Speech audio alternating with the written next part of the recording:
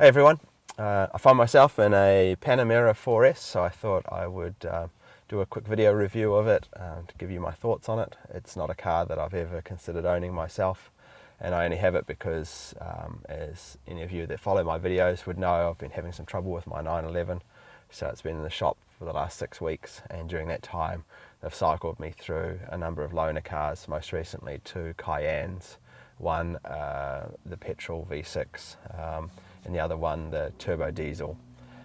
If anyone wondering between getting a Cayenne, the V6 petrol, or the smaller diesel, get the diesel. The diesel is such a lovely, smooth, powerful car to drive.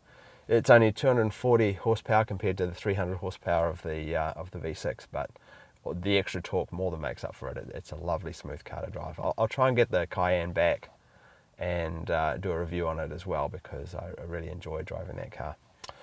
Anyway, so I've now got the Panamera 4S, and it's the newer model. It's a 2014. It's only a couple months old, so it's got the new turbo 3-litre V6 in it, which replaces the old V8, which is a lovely engine. I'll talk more about that later on. And yeah, it's not my type of car. It's not really a sports car. It's a big GT highway cruiser, but it is a lovely, smooth, quiet car to drive, and it's got its own quirks and bits and pieces that I'll try and cover without going on too much. Anyway, so I hope you enjoy this video. If you've got any questions, leave them in the comments below, and I'll get on with the review. Thank you. So I guess we start with, how does it drive? And I read an article recently on the Panamera, and the guy said it was a nimble car like a 4-door 911. Well, I don't know what fantasy land that motoring journalist was living in, because this is a heavy car. Depending on which part of the Porsche website you choose to believe, anywhere between 3,500 and 4,500 pounds, and it's got to be closer to the 4,500 pounds. Which makes it a ship of a car, a battle tank. It's a heavy car, and it drives like a heavy car. When you're not going to be you can't zip around something like you can in a Cayman or a 911. When you take a corner quickly, it rolls into the corner, and when you put your foot on the gas, the front rears up, or when you brake, especially this particular car, it's got all-weather tyres on it, and with all that weight, it requires a degree of forward planning for any fast manoeuvre or stopping.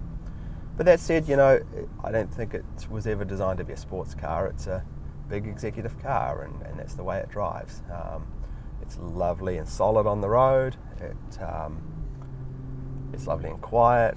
It's a very nice car to drive. It's just not going to be a zippy performance car. Okay, let's pop it in sport mode and take it for a blast. Interestingly, it never seems to use first gear for some reason. But as you can hear, the engine has a lovely throaty sound. It really is a great engine, 420 horsepower or 309 kilowatts if you're in the real world. But it's the torque that matters in this car because it's so heavy. And this engine does a great job of hauling this car around. What you notice straight away, however, is how poor the visibility is out the back window, which is so far away and so small, and out the side windows because of the angle of the car. Luckily, this car has the lane change assist. If you take a look at the rear vision mirror, you can see a little black rectangle there, and as the car beside me comes up beside me, it starts flashing. If I go to put the indicator on and go to change into that lane, it really starts going nuts at me. This, it flashes bright. So that certainly helps spot cars, and without that I think this would be quite a difficult car to drive, because it really has a huge blind spot and is very, very difficult to see out the back. Otherwise, as I said before, it is a very, very nice highway cruiser. It's very quiet, extremely comfortable, and there's plenty of power on hand, so this is a lovely car to be driving down any highway.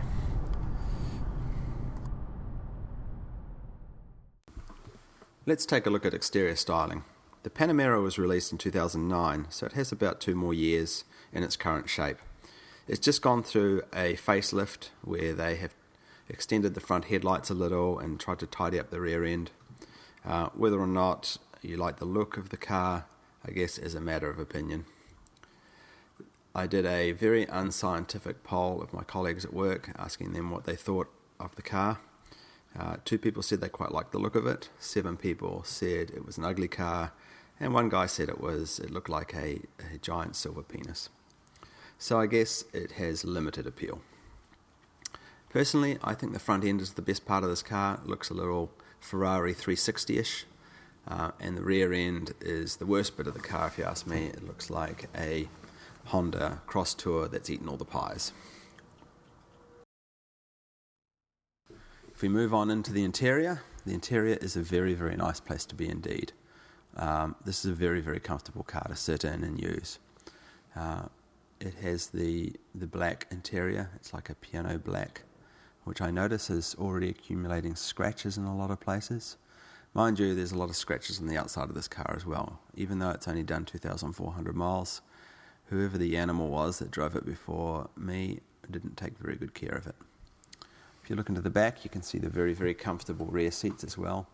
I think they're designed for people that are 6'4" or somewhere around that. I'm 6 foot, and I find the rear seats very, very comfortable indeed. So yep, there are buttons everywhere, but I think it is very, very well laid out indeed. The dash cluster is classic Porsche. Looks just like my car. And what else? Oh yes, there are even a myriad of buttons up here. It's a bit like driving Kit the Knight Rider car. There are buttons everywhere. I don't know what all those buttons do, but it looks pretty cool at night. If we have a quick look at the configurator here, one of the things that I find quite entertaining is that this car has no less than 5 wood paneling options you can configure. The 911 has just 1, which a lot of us consider to be one too many. But I guess wood paneling reflects the demographic of the people that are likely to buy this car.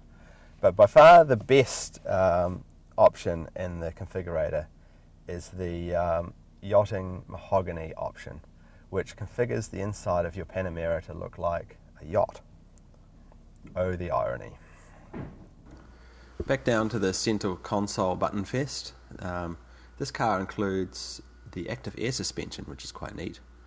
If you press this button here, the car raises itself 20 millimeters, jiggles itself way up there. If you press it again, drops back down, front, then back, then front, then back. And then if you put the car in Sport Plus mode, it drops a further 25 millimeters. Still rolls around a bit, but it's definitely an improvement. Another curiosity of the Panamera, which I notice is also true of the Cayenne, is that this 4th pod multifunction display is a much lower resolution than the other cars. I wonder why they haven't updated this like they have with the 911 Cayman and Boxster.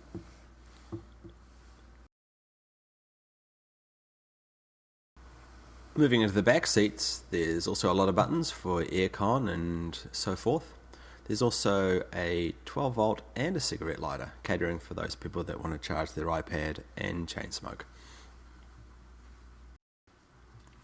Moving further back still, the trunk.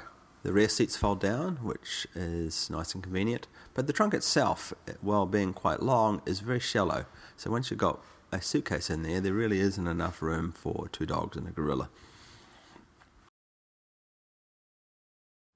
So there we have it, the Panamera 4S. A pretty cool car in its own way, with its own little quirks. But in the end, I think if I was looking for a 4 or 5 door GT car, I would have trouble walking past one of these technology-packed little beauties.